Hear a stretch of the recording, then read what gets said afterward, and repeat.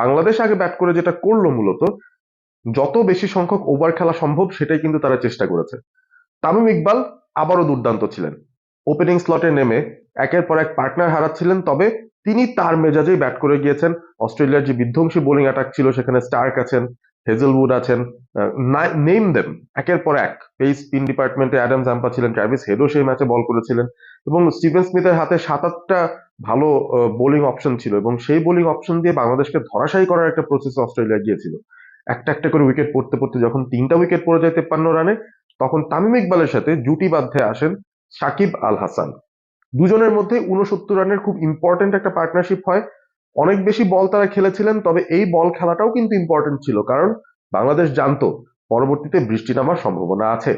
এবং এই ম্যাচটায় যেহেতু শুরুটা খারাপ হয়েছে, যথেষ্ট পরিমাণ রান জোগাড় করাটা ডিফিকাল্ট হবে, সময় বাড়িয়ে খেলাটা একটা ইম্পর্টেন্ট ফ্যাক্টর হয়ে গেছিল বাংলাদেশের জন্য, এবং সেই কাজ